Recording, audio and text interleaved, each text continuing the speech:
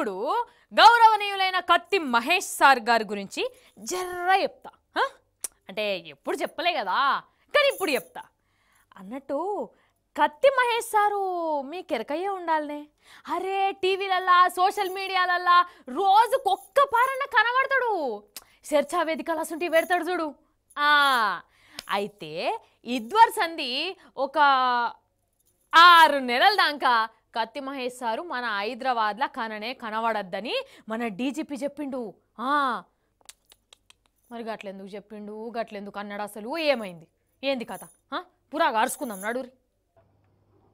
ఈ కత్తి మహేష్ అనేటువంటి వ్యక్తిని the Telangana prevention of anti social and hazardous activities act 1980 section 3 కింద 6 నెలల పాటు హైదరాబాద్ నుండి నగర బహిష్కరణ చేయడం జరిగింది. నగర బహిష్కరణతో పాటు అతన్ని హైదరాబాద్ నుండి రిమూవ్ చేసి అతని యొక్క స్వస్థలమైనటువంటి చిత్తూరు జిల్లాలో డ్రాప్ చేయడానికి కూడా అరేంజ్మెంట్స్ చేయడం జరిగింది. ఒకవేళ అతను మళ్ళీ హైదరాబాద్ సిటీలో ఎంటర్ అవడానికి ప్రయత్నం చేస్తే అది నేరం అవుతుంది.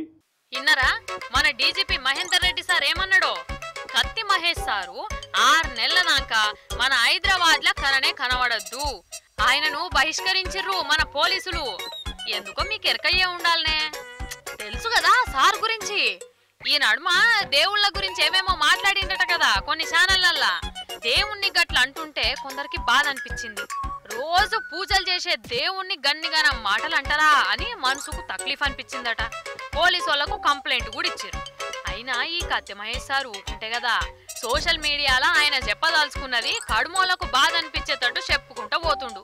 ఇక రాను ఈ కథ జనం నడుమ పెద్ద పంచాలే పట్టుకొచ్చేటట్టయింది. ఏమనంటే ఈ కత్తి మహేష్ భావ వ్యక్తీకరణ స్వేచ్ఛ అని అనుడు పెట్టిండు. ఎంత భావ వ్యక్తీకరణ అయినా గాని నలుగురిని బాధ పెట్టొద్దు కదా. అందుకే 6 నెలల దాకా కత్తి మహేష్ సార్ను మన హైదరాబాద్ లో తిరగకుండా ఆర్డర్లేసిరు. ఇక కత్తి మహేష్ తోని మాట్లాడిచ్చి ఆయన మాటలను 1కి 10 సార్లు టీవీలో లేచిన ఒక ఛానల్ వాళ్ళకు కూడా నోటీసులు ఇచ్చిరట పోలీసు వాళ్ళు. కత్తి మహేష్ ఏదో నోటికొచ్చింది అన్నాడే అనుకుందాం. మరి ఈ ఛానల్ వాళ్ళకన్నా జర్రంతా సోయాసుంటిది ఉండాలనా అద్దా? టీవీలలో ఏదెయ్యాలి ఏదెయ్యద్దు అన్న జ్ఞానం కూడా ఉండదా? ఎవరేం మాట్లాడినా బ్రేకింగులు చర్చలు అనుకుంటా ఏసుడేనా?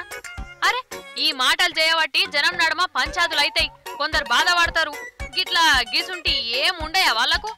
ఏమనంటే మెరుగైన సమాజం కోసం తనలాడుతున్నాము, జాతిని మేల్కొల్పుతున్నాము అంటారు. గిదా జాతిని మేల్కొల్పే తరిక? పంచాదులు పుట్టించే చర్చలు పెట్టి సమాజాన్ని తట్టి లేపుతున్నాం అంటారా? అరే ఎన్నో సమస్యలున్నాయి, ఎన్నో రందులున్నాయి, ఎన్నో వార్తలున్నాయి. ఇవన్నీ ఇడిచిపెట్టి అక్కరకు రాని ఉద్దర ముచ్చట్లు పట్టుకొని జనాలను రెచ్చగొట్టుడు ఎక్కడిది ఆ ఛానల్కు అని అంటుర్రు కొందరు పబ్లిక్. ఐఏఎస్ ఐపీఎస్ ఆఫీసర్ అవ్వడంటే చిన్న ముచ్చట కాదు కదా. దేశం మొత్తంలోనే పెద్ద పెద్ద కొలువులు అవి. అంత పెద్ద కొలువు సంపాదించాలనంటే పగలు రాత్రి చదవాలి, రాత పరీక్షలు రాయాలి, ఇంటర్వ్యూలలో నెగ్గుకపోవాలి. వీటిలల్లో ఎక్కువ మార్కులు ఎవరైతే సంపాదిస్తారో వాళ్ళే సెలెక్ట్ అవుతారు. వాళ్ళే ఐఏఎస్లు ఐపీఎస్లు అవుతారు కూడా. అయితే ఇదంతా ఇప్పుడు నేను ఎందుకు చెప్తున్నానంటే మన ఐఏఎస్కు సెలెక్ట్ అయిన వాళ్ళు లాస్ట్కు బోల్తా పడ్డారు అట్నోళ్ళ. గట్లెట్లనో ఏమైందో పాపం మార్చుకుందాం పారి. ఓష్ని ఇన్నారుల ఈ ముచ్చట. ఐపీఎస్ ఆఫీసర్ కొలువు ఉత్తగానే రాదు కదా. దేశం మొత్తంలా లక్షల మంది పరీక్షలు రాస్తే మస్తు చదివినోళ్ళే పాస్ అయి ఐపీఎస్ ఆఫీసర్లు అవుతారు. అయితే ఇట్లా ఐపీఎస్ ఆఫీసర్ పరీక్షల పాస్ అయిన వాళ్లకు మన హైదరాబాద్లో ట్రైనింగ్ ఉంటుంది. ట్రైనింగ్లో కూడా పరీక్షలు ఉంటాయి. అందులో పాస్ అయిన వాళ్ళకే కొలువులు ఇస్తారన్నట్టు. అయితే కాబోయే ఐపీఎస్లు లాస్ట్ పరీక్షల మాత్రం పాస్ అయితలేరట. అంతెందుకు ఈ ఏడాది మొత్తం 122 మందిలా ముగ్గురంటే ముగ్గురే ముక్కుకుంటా మూలుక్కుంటా పాస్ అయ్యారు. కడుమ 119 మంది పరీక్షలల్లా తప్పులు తాళాలు రాసి ఫెయిల్ అయ్యారట. 122 మందిలో ముగ్గురే పాస్ అయ్యారంటే ఏందన్నట్టోళ్ళు అసలు. మరి ఫెయిల్ అయినోళ్ళు శుద్ధమొద్దులు చదువు అబ్బనోళ్ళంటే అది కాదు. దేశం మొత్తంలోనే మస్తు చదివే బ్యాచి అంటే లక్షల మందితోని పోటీ పడితేనేమో పాస్ అయ్యారు. ఇక కొలువచ్చే టైంలో ట్రైనింగ్ లో పెట్టిన పరీక్షలనేమో ఫెయిల్ అయ్యారంటే మరి వీళ్ళకు ట్రైనింగ్ సక్కగిస్తలేరా, లేకుంటే కొలువు రానే వచ్చింది ఇక రాసిన కాడికి జాల్ చదివిన కాడికి జాల్ అని వీళ్ళే మజ్జుకుంటుర్రా? ఇదే సమస్య అయితే లేదు. అయితే ఇట్లా పాస్ అయిన వాళ్ళకు ఇంకా 3 సార్లు ఛాన్స్ ఉన్నదటుల్లా పాస్ గానికి. 3ఓసారి కూడా గిట్లనే ఫెయిల్ అయ్యిర్రే అనుకో, ఇక వాళ్ళు ఐపీఎస్ కొలువుకు అక్కర్నే రారన్నట్టు. ఐపీఎస్ సంబరం పోయిందన్నట్టే. అది ముచ్చట. ఏడికెళ్ళొస్తున్నాయో ఏమో గాని ఈ నడుమ 5-6 ఏండ్ల సందే అనుకుంటా వానాకాలం చురుగానే పసుపచ్చ కప్పలు కానొస్తున్నాయమ్మా ఆడాడ. పోయినేడాదో అంతకుముందో ఖమ్మం జిల్లా కాడ కానొచ్చినాయి పొలాలల్లా. ఇక ఇప్పుడు ఈ నల్గొండ జిల్లా బెజ్జికల్ అనే ఊరి కాడ పొలాలల్లా కానొస్తున్నాయట.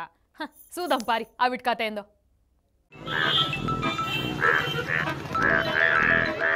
ఆరుద్ర కాలంలో ఆరుద్ర పురుగులు వచ్చినట్టే వానకాలం స్టార్టింగ్ లో ఈ పసుపచ్చ కప్పలు కానొస్తున్నాయి మనతన కూడా ఈ నడుమ.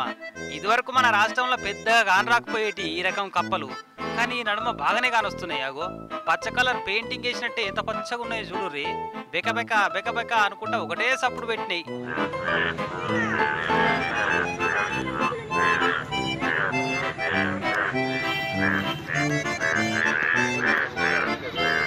మొగుల మీదకెళ్ళి పడుతున్నట్టున్నాయి ఇవి. మన నల్లగొండ జిల్లా త్రిపురారం మండలంలో ఉన్న బెజ్జికల్ అనే ఊరి పొలాలల్లో పడ్డాయట 100 కొద్ది కప్పలు. మరి ఎన్ని రోజులుంటాయో మళ్ళీ ఎప్పుడు మాయమవుతాయో ఇవి.